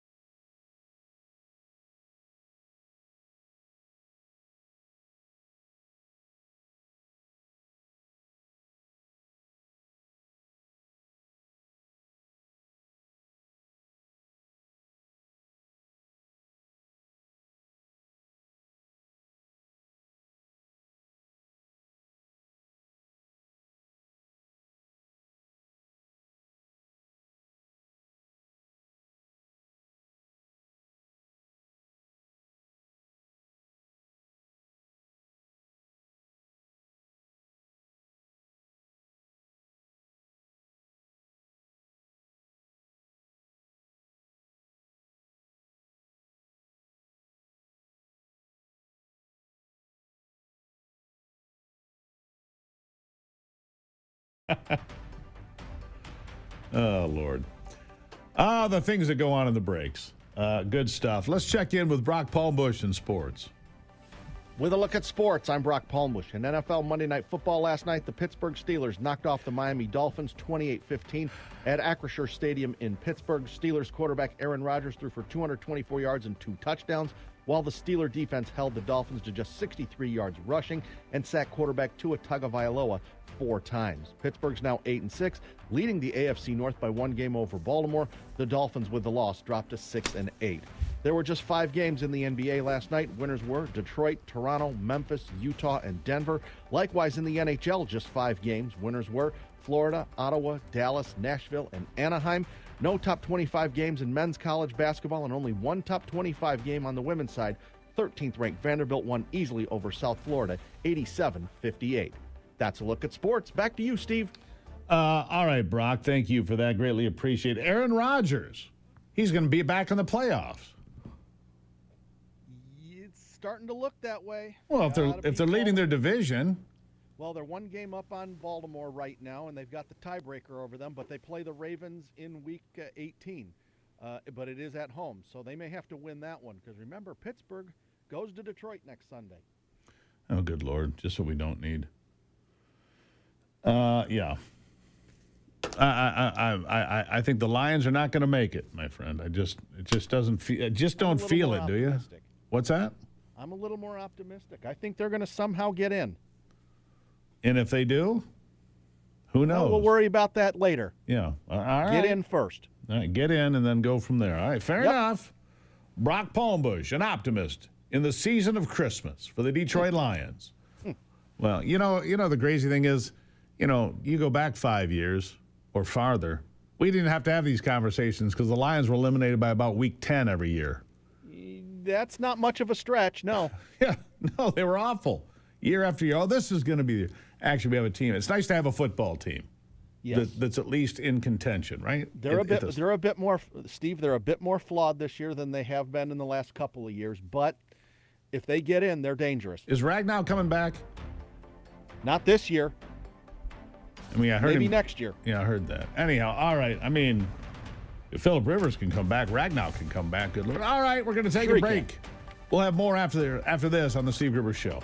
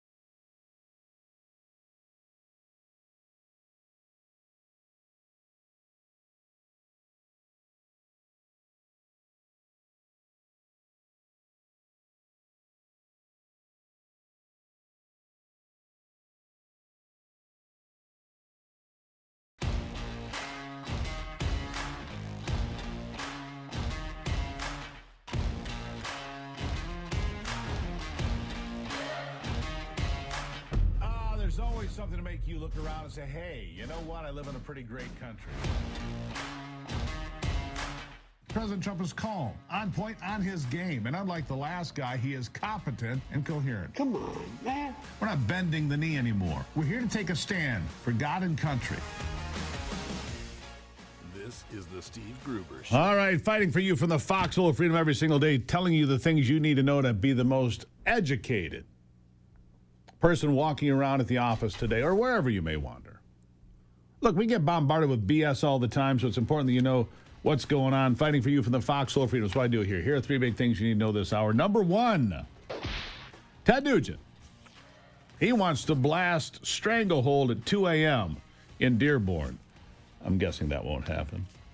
Number two, in response to the mass carnage on Bondi Beach in Australia, naturally, Australia wants more gun laws because being unarmed and getting slaughtered for 20 minutes isn't enough for the folks down under. And number three, the FBI, I haven't done this story today as much as I should have, potentially. So I want to get this to you. The Turtle Island Liberation Front. Sounds like a damn cartoon, doesn't it? The Turtle Island Liberation Front. It's not a cartoon. It's very serious. A bunch of radicals, 5 arrested so far, from my understanding, 4 in Los Angeles, another in Louisiana connected to this case. They were a pro-Palestinian group, anti-capitalist group, incredibly radical according to their own posts and comments and narrative, right? And here's what happened. The FBI and other federal authorities disrupting a credible terrorist threat over the weekend. They arrested these 4 alleged members of the radical pro-Palestinian extremist group accused of planning a coordinated New Year's Eve attack at several locations in the city of Los Angeles and in the neighborhood. The FBI saying that members self-identified as part of this radical offshoot of the Turtle Island Liberation Front, TILF, motivated by pro-Palestinian, anti-law enforcement, anti-government, anti-free market ideology. They were planning coordinated bombing attacks on New Year's Eve using improvised explosive devices. So they went out to the Mojave Desert. Right? They had collected all of the materials needed to create real bombs. It's not a joke. To create real bombs and create real destruction. So they went out to the Mojave Desert, which is like where Joshua Tree is, or Death Valley, okay, just for reference. And they were planning to test their bombs and how well they would go off and how destructive they would be. But before they were able to put the components together, the FBI came in, arrested these 4 people, right? 2 women involved, by the way. The agency said the 4 were arrested in Lucerne Valley, where they were believed to be preparing explosive devices for testing. Charged with conspiracy, possession of a destructive device, unregistered destructive device, and a lot more. More charges to come, by the way. A 5th individual connected to the plot, arrested in New Orleans for planning a separate attack. And its goal is to free Turtle Island, an indigenous name used to refer to North America from illegal American empire. Free Palestine, free Hawaii, free Puerto Rico, the account posted. Freeing the world from American imperialism is the only way to a safe and peaceful future. Well, I tip my hat to the FBI, the state, the local, the federal law enforcement, all working together to stop this attack. And look, we're going to see more of this. We just saw what happened. There was the Project Pumpkin, where the city of Ferndale was targeted in Michigan for attacks on Halloween. That was disrupted by the FBI. That was 2 Muslim extremists. These are anti-American extremists, homegrown terrorists, women and men alike. Right? Strange stuff. And a lot of the, when you look at what happens in this country, because one of the concerns, of course, is not just the homegrown terrorists, it's those that came here from outside the country. Tom Homan laid down the truth about the border and securing this country from potential terrorists in a meeting in the Oval Office just yesterday. Listen to this. 6% decline. 96% less people are coming. How many women aren't being raped? How many children aren't dying making that journey? How many women and children aren't being sex trafficked into this country every day? How many known suspected terrorists aren't just walking across that border? President Trump and this administration is saving thousands of lives every month. Hard stop. That's just a stone cold fact. I'm just proud to be a part of this. I work with Steve Miller every day. Steve Miller is one of the most brilliant people I've met in my entire life. And they were laying out the case against the border, against terrorism, supporting the idea of blowing up these narco-terrorist boats that are full of illegal drugs headed, many to the United States. As we outlined at the top of the program today, angel moms who have lost their children to deadly drugs have no sympathy, none, for the people driving these drug boats. They say the Democrats' priorities are in all the wrong places, worrying about the drivers and the people in these drug boats instead of the people being buried right here at home. Today, 6 people will die right here in the state of Michigan. There are people alive right now in this state that will be dead by the stroke of midnight because of fentanyl. Let that sink in. 6 people alive right now that will be dead by midnight in Michigan because of the deadly scourge of drugs, fentanyl. Now, many of these boats, people said, well, they're just carrying cocaine. Yeah, cocaine that gets laced. Fake pharmaceutical drugs that get laced. Marijuana that gets laced with fentanyl and people die. A little fentanyl goes a long way, you see. It's not exactly scientific. It's not exactly scientific. In fact, yesterday in the Oval Office, during that same get-together, Donald Trump said, look, fentanyl kills too many people. Fentanyl is a weapon against America. Fentanyl is a weapon of mass destruction. Here he is. That's why today I'm taking one more step to protect Americans from the scourge of deadly fentanyl flooding into our country. With this historic executive order I will sign today, we're formally classifying fentanyl as a weapon of mass destruction, which is what it is. No bomb does what this is doing. 200 to 300,000 people die every year that we know of.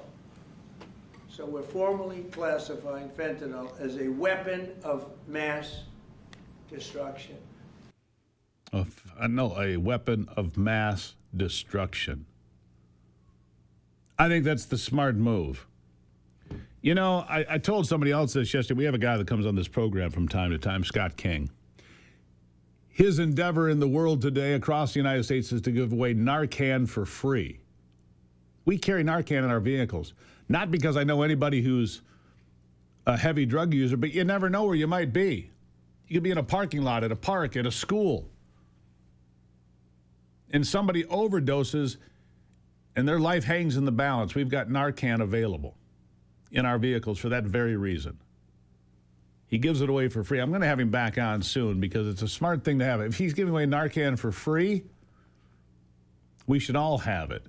Not because I think it's okay to do drugs, but I also know people that have died. Kids that hit a joint and died because it was laced with fentanyl and they didn't know it.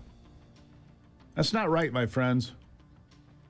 We need to stop the drugs from coming in, blow up the boats, but be prepared in case of emergency. That's my mission. This is the Steve Gruber Show.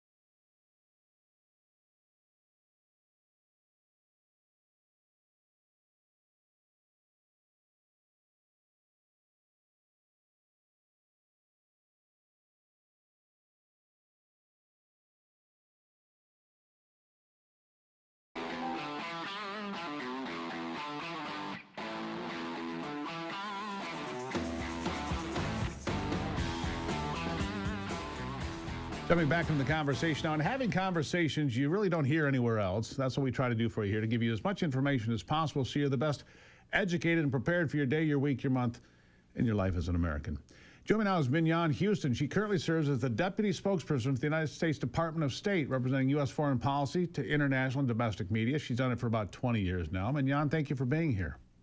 It's a pleasure. Thank you for having me. You know, we talked just before you came on, a lot of things in the news right now. The border has obviously been in the headlines for a number of years now. It's different now than it was just a couple of years ago. It's the most secure that I'm aware of in my lifetime. I mean, it's tight. In order to get in the United States to the southern border, you got to present yourself. You've got to show who you are, why you're coming here. It's pretty important for American security, isn't it? That's absolutely right. And it's a pleasure to be here to talk to your listeners about the successes of this administration as it relates to not only securing our border, but protecting U.S. national security. And that's the goal, right? For every American to feel safe, comfortable, to know that they have a president that is working night and day to defend their interests and their livelihoods. And that is exactly what this administration has done. From day one, the administration designated drug cartels as foreign terrorist organizations, ensuring that those individuals who were creating campaigns of terror across our hemisphere and the world are being held accountable, protecting U.S. citizens as far as working very closely at the highest levels of diplomacy to support our work to curb illegal immigration, to stop programs that incentivize mass migration, to ensure fentanyl, a drug that has contributed to the deaths and the loss of lives across the United States, affecting young people between the ages of 15 and 44, the highest overdose rates for those age groups, the number one reason for deaths of those age groups. It's just been a tragedy, and this administration has said enough is enough. We're going to focus on it. We're going to defend American people and U.S. national security. You know, it's interesting. In 1986, they passed the Maritime Drug Law Enforcement Act. At the time, Chuck Schumer was in the House of Representatives. He authored and co-sponsored that bill that gave us the authorization to do exactly what the Trump administration is doing now, which is destroying drug-running boats. But you wouldn't know that to listen to Chuck Schumer today. The fact of the matter is this was very common in the 80s and 90s, and he authored the legislation that gave us the authority to do it. And you talk about those overdoses. We hear about the drug runners, they're just trying to make a living, but what about those American families that have to bury a mother, a father, a brother, a sister? Shouldn't that be the focus? Absolutely, that's the focus. I mean, we see every day Americans who know someone, have a friend, a neighbor, someone that they're close to who've been affected by drug overdoses. This has to stop. This administration has been firm in their support to not only U.S. national security, including all of our federal government agencies. It is really a holistic approach to stopping drug cartels, foreign terrorist organizations from bringing that poison into our cities, into our communities. What we're seeing right now as an administration is working directly at the source, working with China. The deal that the United States government, under the leadership of President Trump, made with China was an incredible deal to really halt precursor chemicals that make fentanyl. We are disrupting networks, not just making arrests, but really cutting it back at the source so we can get to the root of the problem. That is what this administration is doing. We are not going to compromise on security or the lives of American citizens. Disrupting the money flow, that's what we're doing, and that really hits them where they hurt the most. You know, in 1989, Joe Biden said we need to hit them where they live. I think we're doing that. Right. But again, the Democrats have deviated from those policies that make sense to people living out here in the hinterlands. I want to ask you about some other things. I've had the good fortune of traveling around the world, not as much as you, but a fair amount, and I was in New Zealand a few years ago. And they had a policy that if you moved to New Zealand, wanted to live there, you had to give them $2 million. Well, now you've got these Trump gold cards. We had never done it in America that I'm aware of.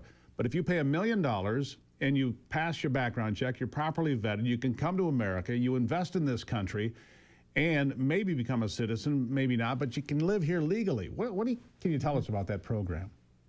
Well, look, we're seeing right now with President Trump that he is saying that we have borders that are open for lawful visitors. Right. That the United States wants individuals who are going to contribute to our country, individuals who bring something to our country. And that's why we have this president being very clear that we have rigorous vetting, rigorous standards for our visa policies. We've seen a whole host of visa changes to our system to ensure individuals who come to the United States on a visa are respecting our laws, and that is what we're asking for. That's the bottom line. Whether it's expanding online vetting for student visas, for those who come over on an H-1B visa, those are professionally skilled workers, making sure that we're looking at all aspects of their lives. Look, it's unrealistic to think in this day and age, when social media is a tool and a platform that we use almost every minute of our day, that this would not be an element to use to ensure an individual is not going to threaten the United States. It's just unrealistic. And it doesn't matter what anybody else says. This president is saying, I'm going to use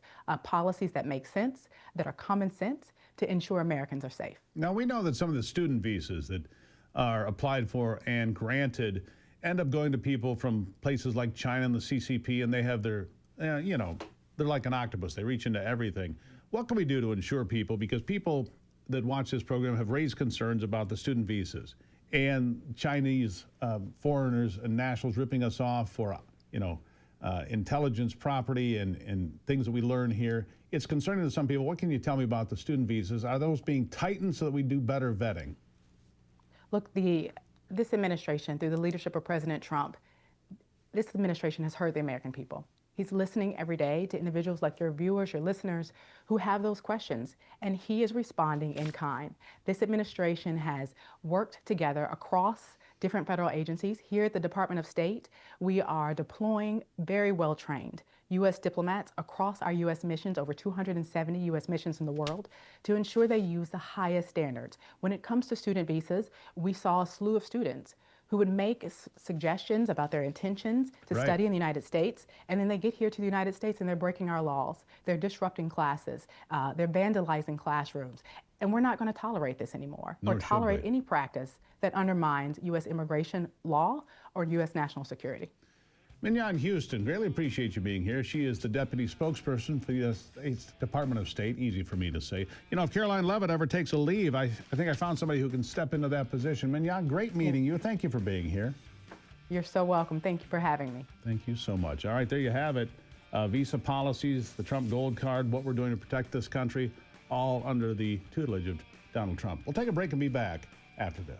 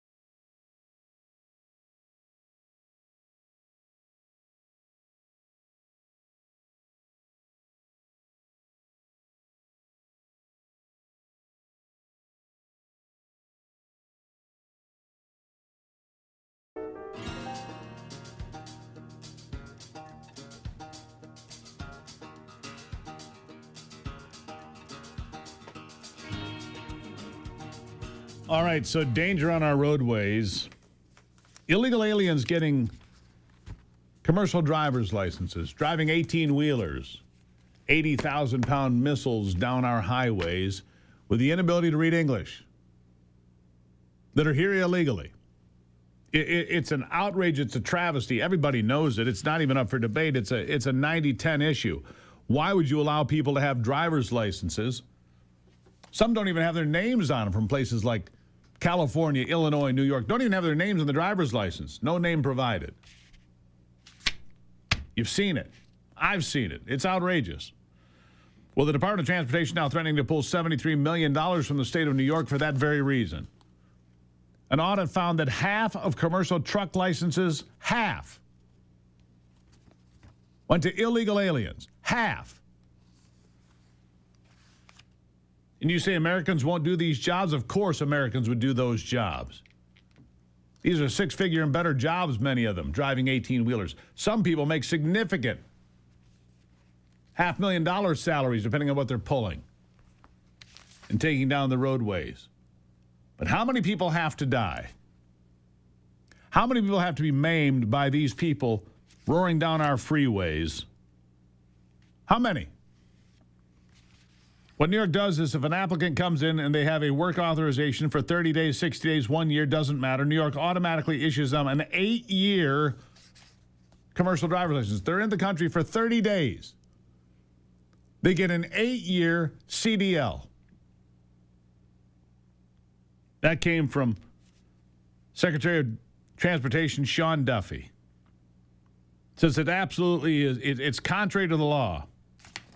He said they won't even verify they have a work authorization, they have a visa, or they're in the country legally. He said they don't even care in New York. This is, well, it's proven to be deadly. Again, how many people have to be killed and maimed by these truck drivers, a scourge from India as of late, killing American citizens because they have no business being on the roads? None. $73 million, that should be the start. Just the start. I'll take a break and be back. It's the Steve Gruber Show.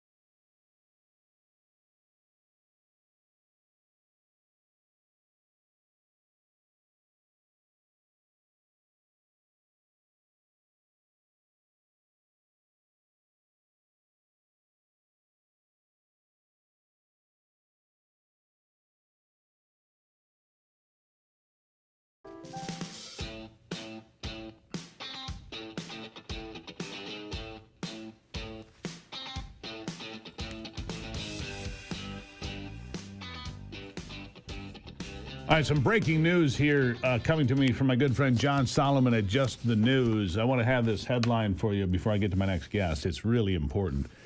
The FBI is going to give Congress bombshell memos warning that the Biden Department of Justice did not, I repeat, did not have probable cause to raid Mar-a-Lago.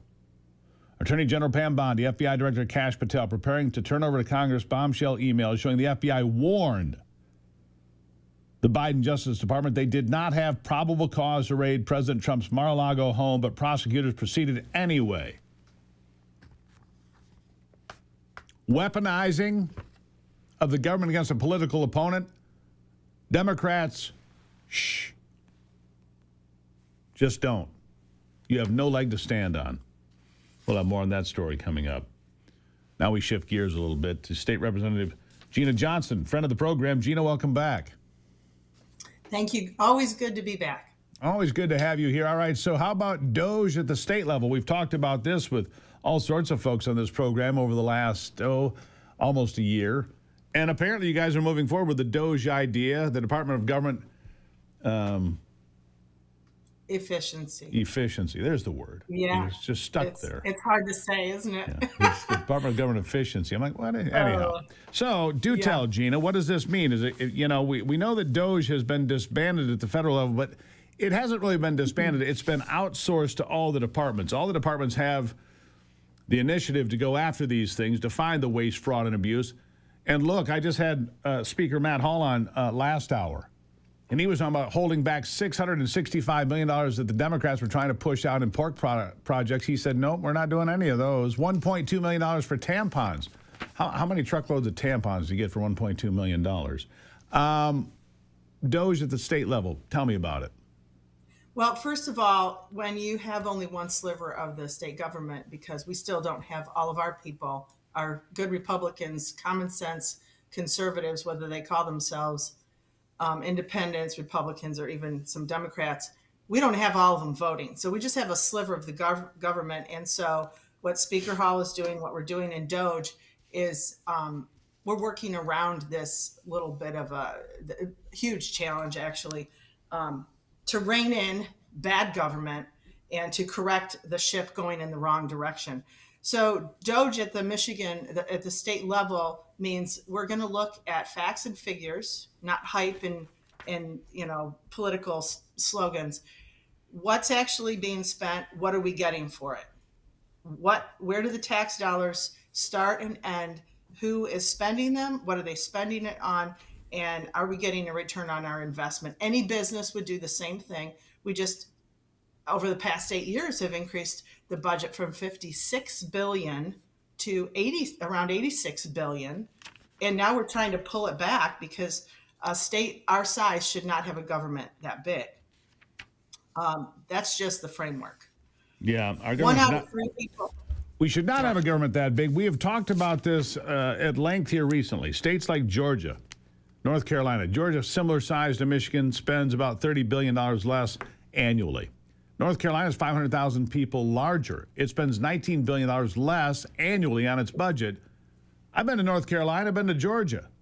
Their infrastructure seems a lot better. Their roads are certainly a lot better, as an easy example of spending less and getting more. What are we doing here? And their business community is increasing. People are moving there because they can get better jobs, lower taxes, etc. 1 out of 3 people in Michigan are on Medicaid. Why in the world would we have 30%, a little more than 30% of our folks on Medicaid? Because they can't get a job? Because they're frauding the system? Do we have really that many disabled and people who really cannot provide for themselves? I find that hard to believe, Gina, that we have that many people that are unable to get anything but Medicaid. So, I mean, it just seems it seems like grift to me. So 36 of these folks, we're looking at the details now. And when they do vetting and the assessment of whether you qualify or not, we found out that they don't even really put everyone through the assessment process. I don't understand that. We have enough employees to do that. But we found that we have 36 millionaires, cash in the bank, over $1 million each on Medicaid. How are they qualifying? That's just complete fraud. and corruption in the system. Are they friends of someone who approved them? Is it just an oversight and a mistake? This is absurd.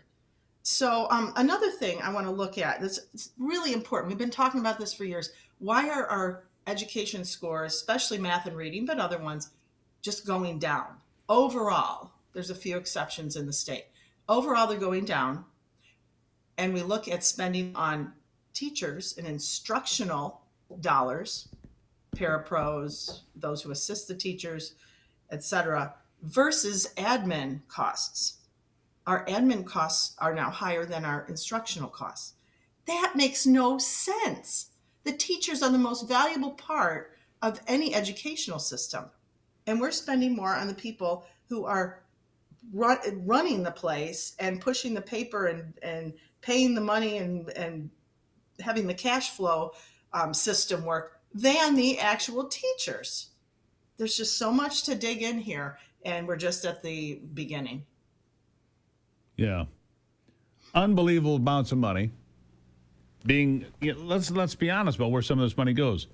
Friends, colleagues, nonprofits, right? I mean, this money, it's enriching people that are buddies with politicians. Or am I misreading this? Well, we're asking these questions, and we're going to find out. I want to know who the 36 people, millionaires are, who are on Medicaid and they think they can't afford insurance that everyone else is struggling to pay for. afford. We all know the insurance costs are going up, and people, that's got to be a priority for them. Food, health, and they survive beyond that. And we've got millionaires just taking advantage of the system. Yeah, unbelievable. We have to clean up our act. So do you hope that we can find some traction here with Doge? Can we get some traction here at the state level and protect the working man and woman? I mean, it always drives me bananas that somebody's making $50,000 a year is paying taxes to cover somebody who, like you say, has $1 million in the bank. It's unconscionable. Right, and it's amazing. You find really clever terrorists. You find clever criminals. You find clever people that work around our system, and they just take advantage of it because they have no conscience. It's up to us to figure this out and to stop it. The first thing we have to do is find the data, find the facts, and then we inform the public. Now, if the public does not respond next year with proper voting, and I'm talking sweep it clean, Republican everything. If the public does not respond, then they will get more of this. That's sad. Gina Johnson, always appreciate you being here. I got to run. Thank you for the update. We'll have another one sometime soon, Gina. Thank you. Thank you. Really appreciate it. No disappointment today because in the on-deck circle is Ivy. She'll be here. Don't want to disappoint the folks 2 days in a row. I can't have it. So she's on the way next.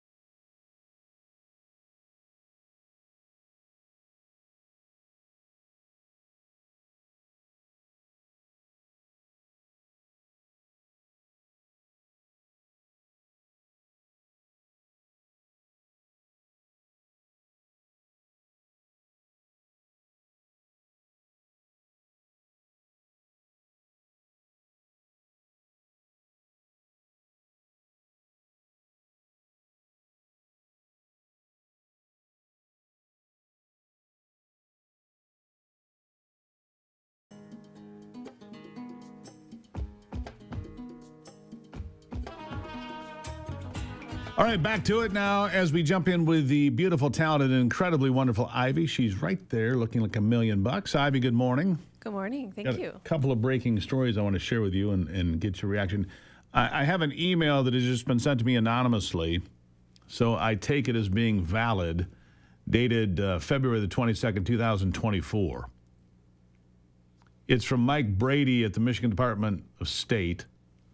All right, so the Secretary of State, that office began investigating Dana Nessel's wife in a case. And they asked for the investigation or whatever to be pulled back. Michael Brady, the chief legal director, wrote, "Thank you for the heads up. I will let the secretary know our legal analysis that we lack any legal authority under the MCFA to take it back or restart that effort." Couldn't take it back. And then there's a response from Daniel Hageman Clark. "Good afternoon, Mike. I was informed the AG reached out directly to the secretary. The secretary agreed to take this matter back for further review. Contrary to the law, Attorney General Dana Nessel appears to have interfered in a case she was not supposed to be involved with, specifically, legally, because her wife was being investigated. She reached out to Jocelyn Benson, a Democrat candidate for governor now, and said, I need this pulled back. And contrary to the law, they did it." And I've got the email right in front of me. Your thoughts? That's weird, considering that they are out there spewing every single day that no one is above the law and Trump is not above the law, and that, you know, they're going to hold Trump, you know, the president accountable because of his actions. And yet, just... But if you're investigating my wife, I'm going to pull strings and call in favors and make that go away. Exactly. The law doesn't apply to me, but... apparently, you know, it applies to everyone else. Here's something else that the Democrats and the left scream about every day. Weaponization of government. Donald Trump is weaponizing the Department of Justice. Well, hot off the presses from my good friend John Solomon comes this headline. FBI is going to give Congress bombshell memos warning Biden DOJ didn't have probable cause to raid Mar-a-Lago.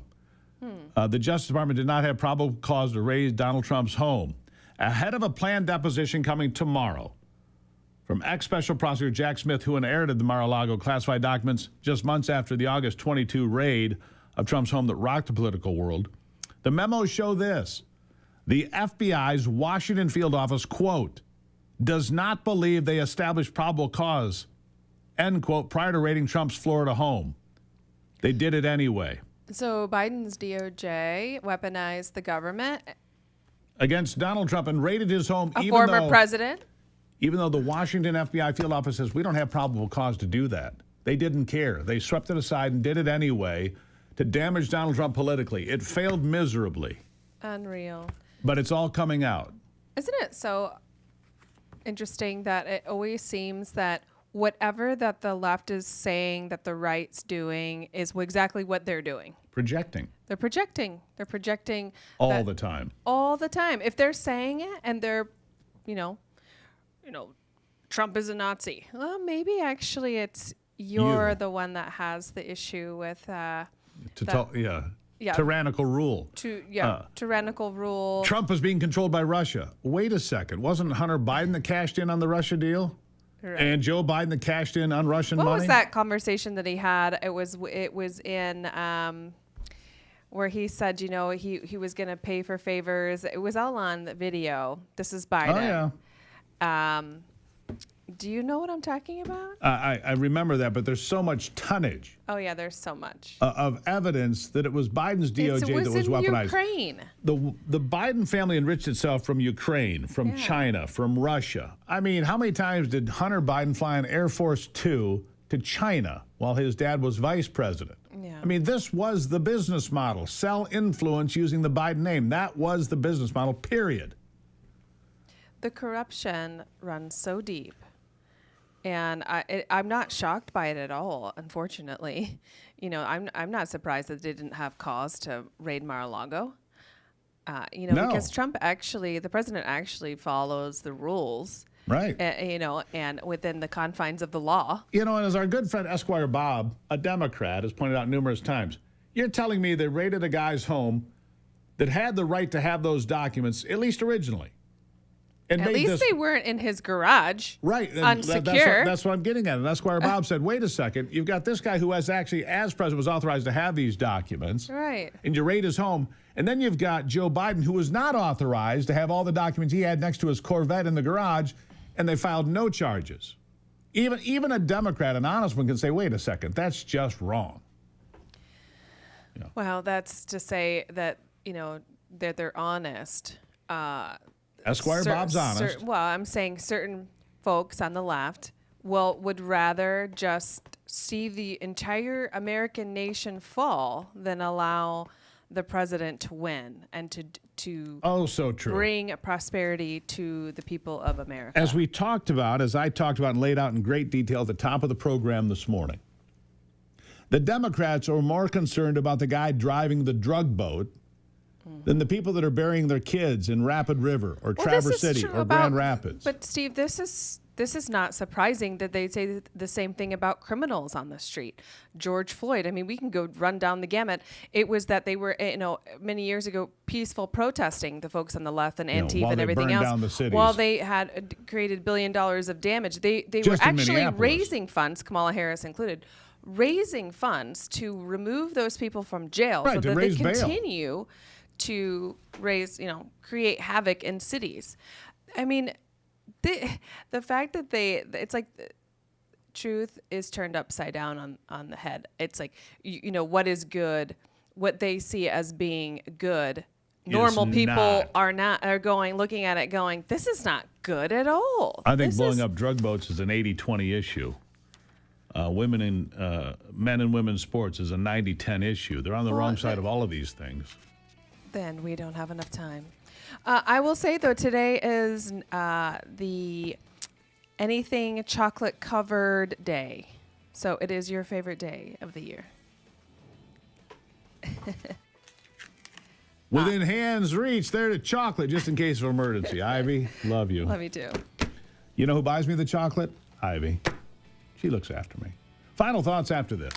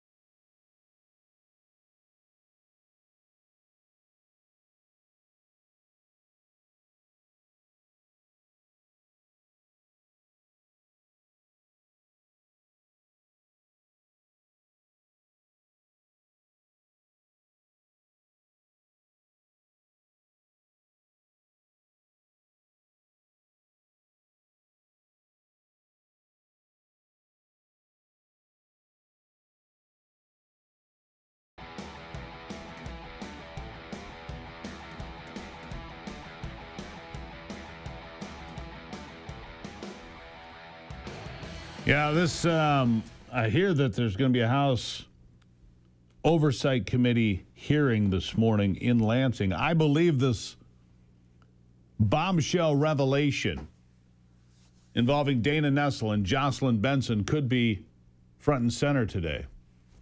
I don't know. We'll find out. They corroborated, they colluded to make a case against Dana Nessel's wife go away. Involved in the email, Michael Brady, Chief Legal Director, Secretary of State Jocelyn Benson, in her office. Attorney General Dana Nessel, Daniel Hageman Clark, the Criminal Bureau Chief in the Michigan Department of the Attorney General. All of their names here. All involved with what appears to be an attempt to make a case against Dana Nessel's wife go away. At least an investigation. That's what appears here in front of me today. Letter dropped to me by an anonymous source. We're going to dig into this. We're going to be making phone calls. We're going to figure out what is going on here. It's incredibly important that we find out everything. Everything. If the people at the highest levels of the government of the state of Michigan are calling in favors to protect their family members, to protect their spouses, what about nobody is above the law? What about that? Oh, sure, it's a nice soundbite, but what about it in practicality? What about it in application? We're going to dig. We're going to turn loose the Michigan News Source team and find out more. Fight the good fight, my friends. Keep the faith. God bless America. I'm Steve Gruber. This is the Steve Gruber Show. Remember, work harder. Be better.